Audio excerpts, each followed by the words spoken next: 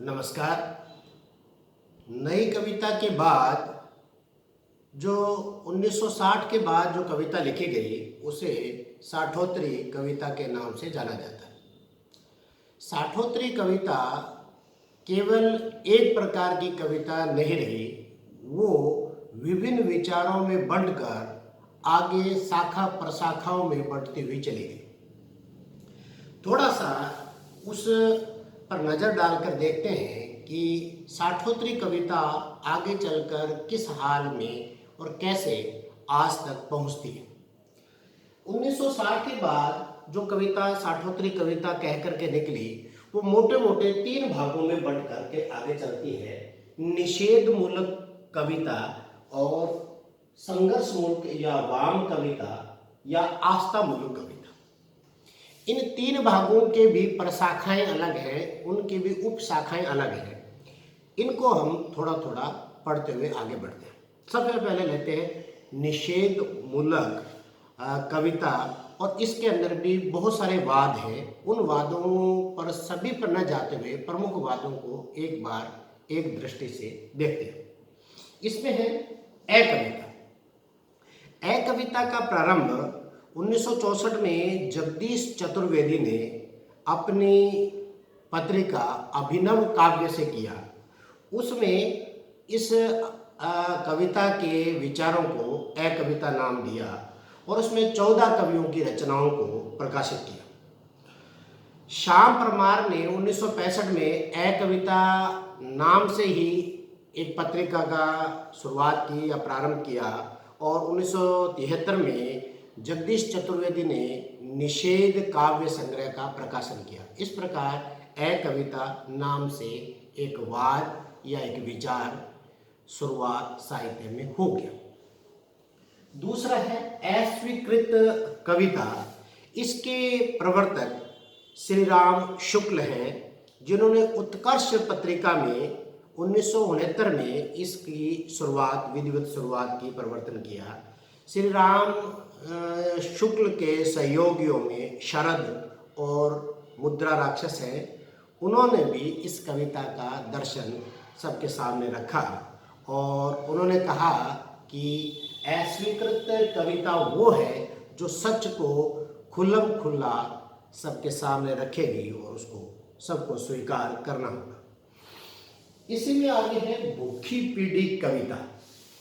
भूखी पीढ़ी कविता इंग्लैंड में एक आक्रोश पीढ़ी की स्थापना हुई थी। इसी के समानांतर अमेरिका में बीट जनरेशन नाम से एक आंदोलन चला और उसकी देखा देखी भारत में भूखी पीढ़ी कविता आई।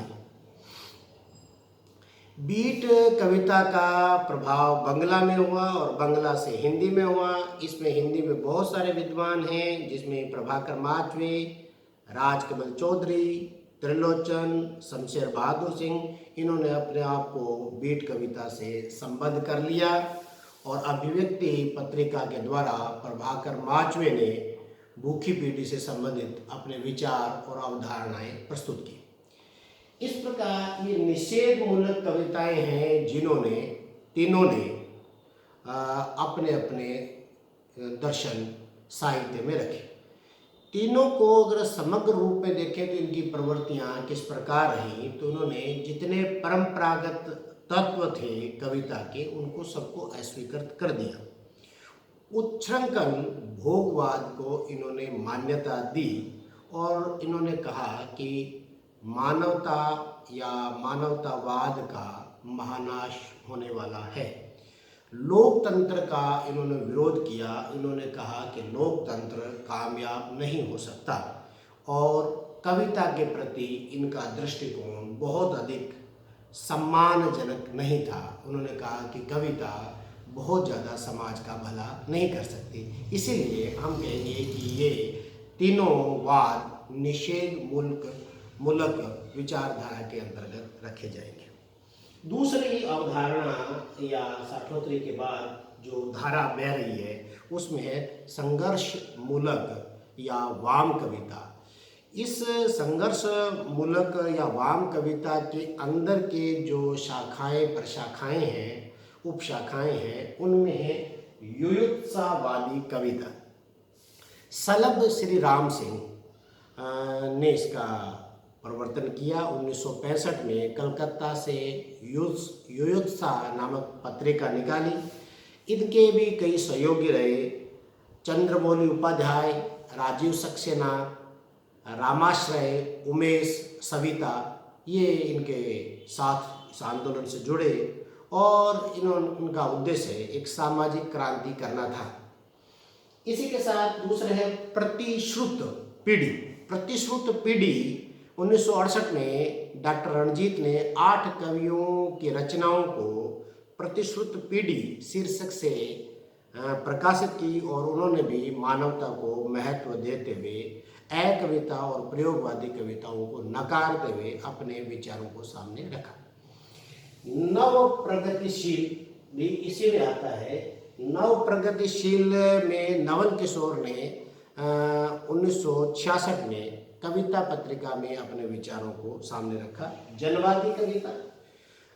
जनवादी कविता जनता के दुख दर्द से जुड़ने की एक कविता है जिसके प्रवर्तन का श्रेय नागार्जुन, केदारनाथ अग्रवाल, त्रिलोचन, शमशेर बहादुर सिंह और शील जैसे कवियों को है। और आज की कविता भी एक कविता का नाम है, एक वाद है और इस वाद को चलाने वाले हरीश बाधाणी हैं। वातायन में इन्होंने इस कविता के बारे में लिखा है और इसके विचारों के बारे में कहा है।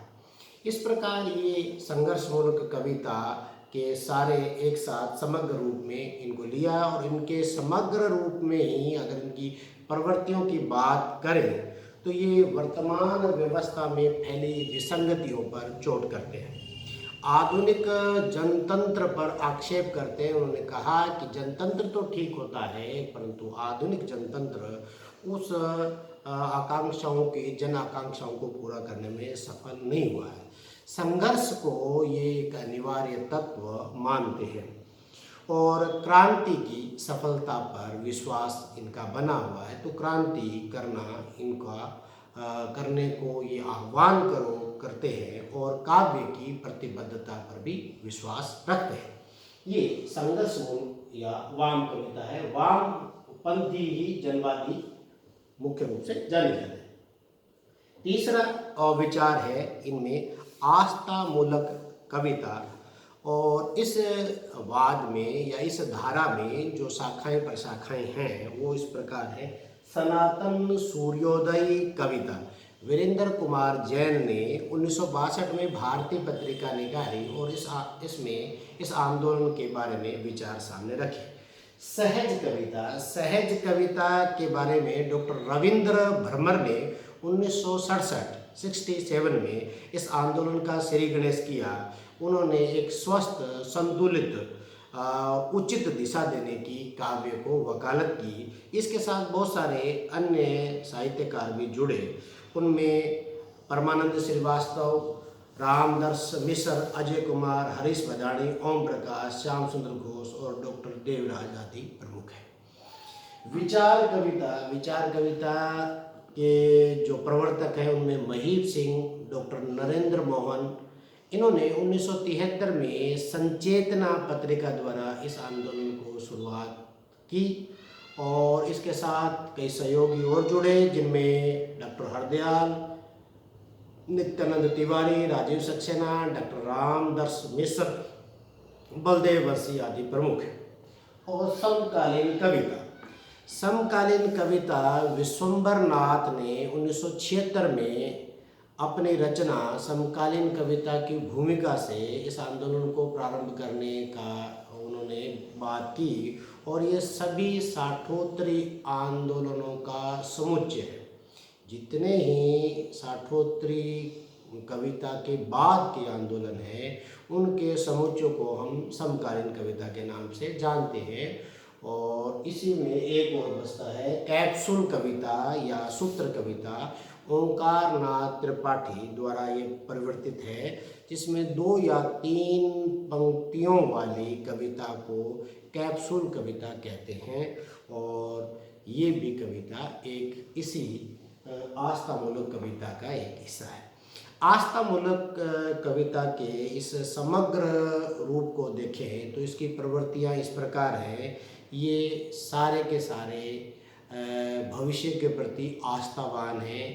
ये आस्थावान कवि हैं और इनके ये लोग वैचारिक आधार को ही प्रमुखता देते हैं और वैचारिक दृष्टि से ही दिशा बदलने की सोच रखते हैं। अपने परिवेश के प्रति सजगता इनकी एक प्रमुख प्रवृत्ति है और समकालीन जीवन की विसंगतियों का चित्रण करने और उनका उद्घाटन करने की कविता में वकालत करते हैं। वर्तमान सामाजिक व्यवस्था, राजनीतिक व्यवस्थाओं का उपहास ही करते हैं। मध्यम वर्गीय जीवन का चित्रण ये कविता करती है और अभिव्यक्ति की सहजता पर जोर देते हैं। इस प्रकार साठोत्तरी कविता जो 1960 के बाद के आंदोलन जो चले, उन आंदोलनों को आज हम मोटे मोटे रूप में समकालीन कविता के रूप में जानते हैं। कविता बहुत से आंदोलनों के रूप में चली है और इससे भी बहुत ज़्यादा नाम और साठोत्तरी कविता के गिनाए जा सकते हैं, परंतु कुछ नामों को छोड़कर शेष नाम केवल नाम के लिए ही हैं और इन नामों को ही थोड़ी बहुत साहित्य में जगह मिली है। मोटे रूप से आज हम समकालीन कविता के हिस्से के रूप में आगे बढ़ रहे हैं और हिंदी कविता का भविष्य अत्यंत उज्जवल है, इसी कामना